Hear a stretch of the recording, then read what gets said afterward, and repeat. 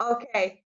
All right, we locked So, in. so how are you doing? How do you spend your time in quarantine? Just uh tell me. How do you spend your time? Um, it's funny, like the city where I'm at is slowly like reopening, which I think is dumb. Yeah.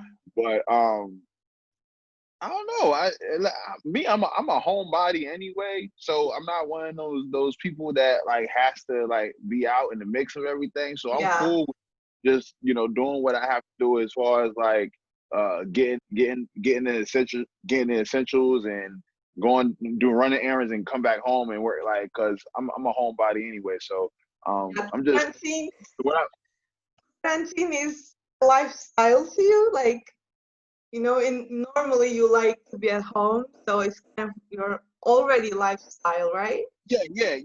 Already. I mean, I enjoy going out, when I can, when it's necessary. But for the most part, I don't mind being in the house, Yeah. and because that's like my creative comfort zone anyway. But Yeah. the just to before all this happened though, I ended up going to like two dope hip hop shows, and I'm glad I did it. I went to Little Brother show, Yeah. and I went to see West Side Gun and Griselda. So I was Wow. like, yeah, and then it was like after those two shows, then this when the COVID happened. I'm like, oh wow, I'm glad. I would have been tight. I would have been super upset if I missed those shows and this happened. Like nothing's running, or no shows, no venues. Yeah. Crazy. It's crazy times we live in. Yeah, yeah. It's like a science fiction movie, right? Just I made a no joke. one saw this coming. Yeah.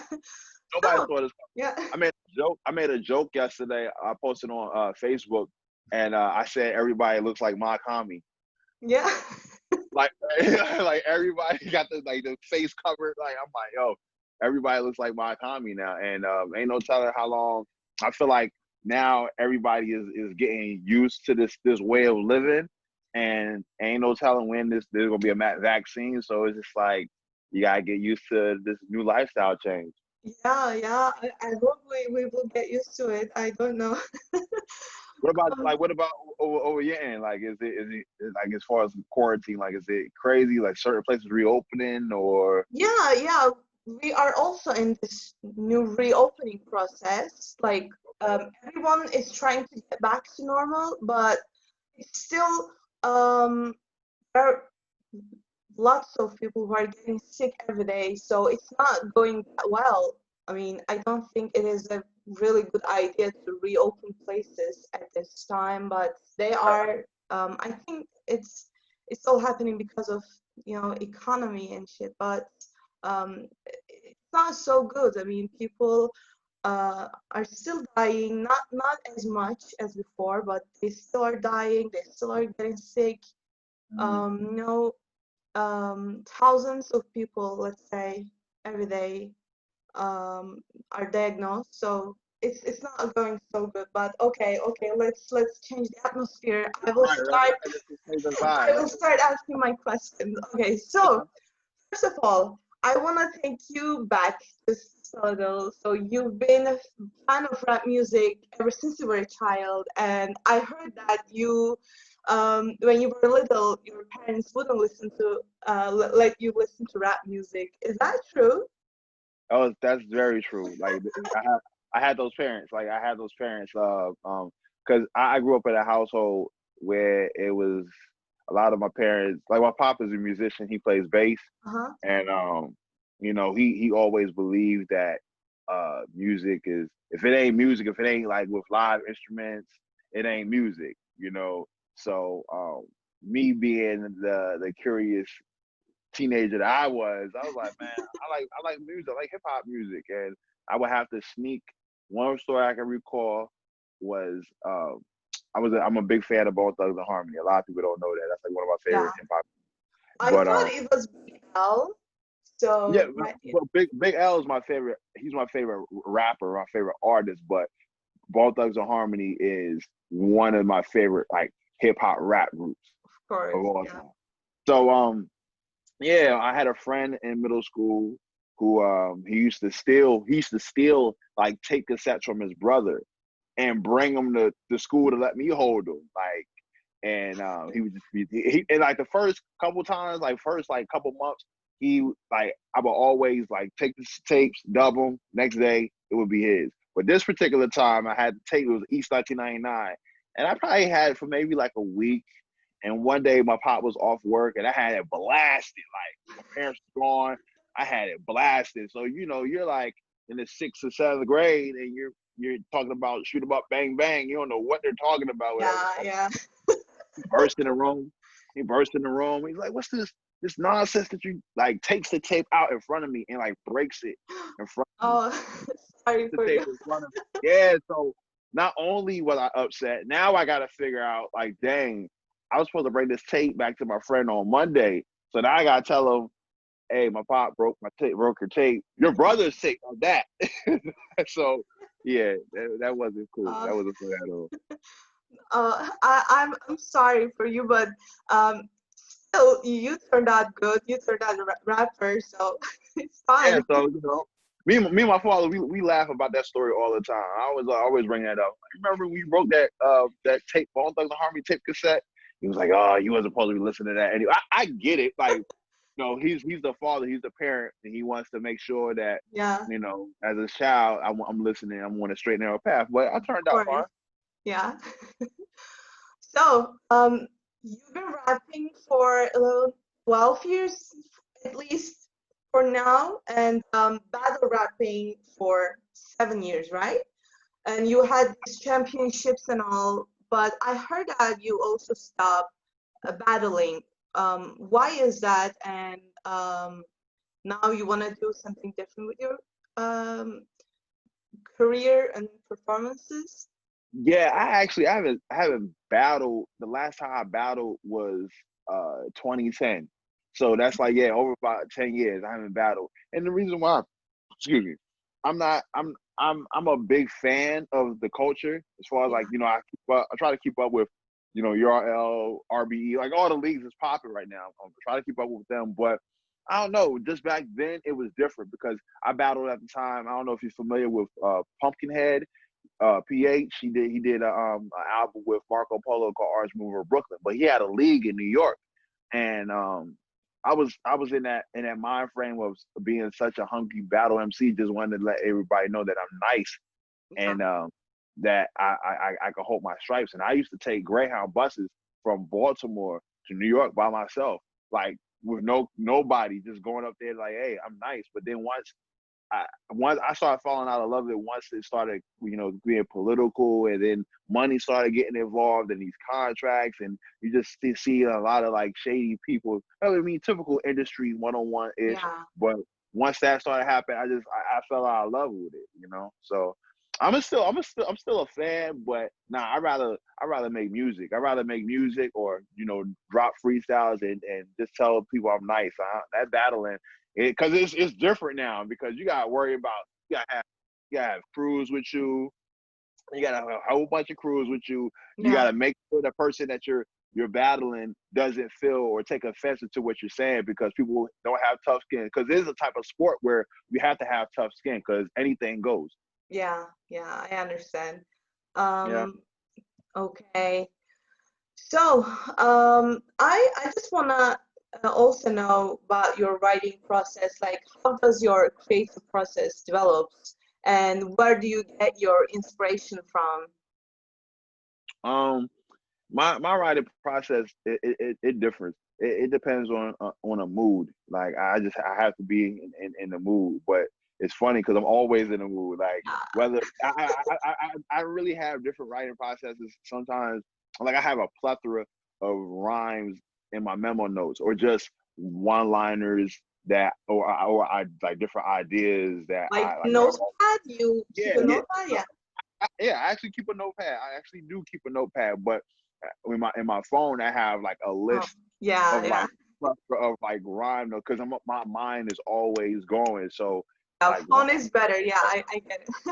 if I'm on my way to work or I'm doing something like something might pop up or I'm a big fan of literature. Like I love writing. I love the English language. I love words. So anywhere Yeah. I'm out and about and I see like maybe a phrase or I see a certain letter or I see a certain word that intrigues me, you know, right there and there, I'm already thinking of like, okay, how can I make this clever in a rhyme? Like, what can I do to, you know, to make this into a rhyme? So, um, and as far as influences go, I'm always listening to hip hop on a regular basis. So I'm constantly being influenced by, you know, the peers of mine that I listen to, and also close friends because they keep me on point. Shout out to my whole Magnetic family. Like I have, you know, out in Virginia, they always keep me on point. So it's like never a dull moment. It's never a slow day where I'm not working music. So yeah. Lucky you. Yeah, to have people that support you, it's beautiful. So, you earlier this year, right? You released your latest project, this technical foul EP, Yes, and yes. like a week ago, your rap like music video was released. Yeah. Could you talk about this creative process and are there any future projects ahead, maybe? Okay. Yeah, Technical Foul, we released that January of this year, New Year's Day of this year. Produced by my man J.R. Swift. If you're familiar with Westside Gunn or Griselda, he's done a lot of work with them. But that's a close dear friend of mine too. So before the whole Westside Gunn situation, before he started getting popping, we've already been discussing working on a project together. And yeah, we did it, and we just wanted to let the people feel how they felt about it. And surprisingly, like it took off the way it did. Like it's still getting, a lot of people are still asking for it. It's actually about to be pressed on vinyl for next year through the Yeah. label Frank Vinyl. So I'm really excited about that. I want to put out one more visual before the vinyl drop. So like maybe later on this year, I want to put out one more video. But Yeah. the rap video, that's been, a lot of people like that video a lot. It's simple, but it's straight to the point. And Including me. Your fun. mask, I like it. Yeah, because I was out there, like we was out there. Like I want people to let people know that, hey, we shot this video during COVID-19. Like Yeah. we still, we're not stopping. We're still going to stay creative. So and that the dude that shot it, that's a good friend of mine. We've always worked together, and I'm a firm believer of paying your friends. I'm a firm believer of looking out for your friends, because you know they make music too and they gotta have a living as well. So I'm not one of them dudes that's a freeloader, and if a person does something, like I'm not paying them whatever. We had fun really shooting that, and it was in a good hearts of Baltimore. A lot of people that seen the video didn't even think that was in Baltimore. They was like, "Yo, Baltimore look like that?" I'm like, "Yeah, there's more places in the area. Like you just gotta like navigate it and look around. There's more than just row houses and the inner harbor." It was a beautiful video, and we will talk about this later. We saw some stuff. I will ask that one later. I was gonna ask, are there any future projects ahead? And you already answered to that because you said there will be a video. Okay, And, are there any other artists you want to work with and you haven't yet? oh man, there's so many. There's so many. Dang, I don't even know where to start. I definitely want to work with Al Divino, Concept Jackson, Theravada. As far as producers go, I want to work with Theravada, Concept Jackson, Fly Anakin, Sadu Gold, DJ Premier, Ninth Wonder. Yeah, like those. That's like my Rhapsody. Like those are my bucket list of people that I want to work with. So yeah, in due time and at this rate that I'm going, you know, I'm claiming it. I'm putting that energy out there. So it's gonna happen. So yeah, I wish you the best. Thank you. So your biggest inspiration is Al. We can say that, right? Mm-hmm. You also like MF Doom, and I think we recognized this Quasimodo tattoo on your arm in this rap like music video, right? Yep. I said we were gonna come back to this later. So how these artists shape of your view of music? What can you tell us about that? You said how do these artists shape my view on music? Yeah. It's different because I've always been that person that like was the oddball. Like always growing up, I always like listened to the other stuff that nobody else was listening to. You know, like while everybody like after my first year in college, you know, a group of my friends while they're listening to what's trendy on the radio, they're like, "What are you listening to?" I'm like, "Oh, I'm listening to this Mad Villain. I'm listening to this Little Brother. I'm listening to this Foreign Exchange. Like, you need to get on with it." You know, so I've always been the person that's like try to put people on. Like, you ain't gotta like it, but you know, you have to at least take a listen and appreciate it, because I was there too. Like, I used to be, you know, involved in what was trendy, like Dipset, G Unit, all that. I was listening to that. But then after a while, I'm like, yo, I need something different. Like, I need something, like, I'm like I said, I'm a big fan of literature, wordplay and rhyme. So I needed something to challenge me. And when I first found out about MF Doom, I found about him late, and Jay Dilla, like super late in my life. And once I found them, discovered them, I just like crawled into this rabbit hole and I couldn't get enough. I just got addicted. Yeah. So. Better late than never, at least. Yes, absolutely, because music is timeless. Like, yeah, there's no expiration date. Yeah, so music is definitely timeless. And as you said, like, you wanted something different, and you are now doing something different because your music has this old school, like, boom bap vibe, right? But how about trap? Like, are there any current artists you love to listen? I mean, you the trap music?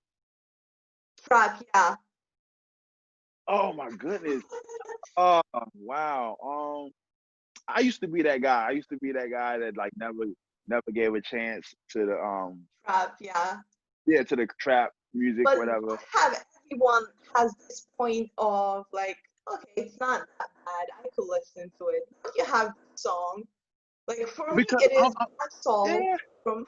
Yeah, because with me, like, it's hard for me to, when I listen to the trap music or I listen to something that's on the radio, it's hard for me to separate myself as an artist to just a listener, you know, because like once I listen to him, I'm like, okay, I'm like already in rapper mode. Like, okay, is he doing double entendres? Is he doing wordplay? Is he doing, you know, rhyme between rhyme? Like, I'm listening to all that. So sometimes I gotta like fall back and be like, you know what, just enjoy the music. And there's a few like trap artists that I enjoy, like Roddy Ricch. I like Roddy Ricch. He's good. Megan Thee Stallion, she's dope.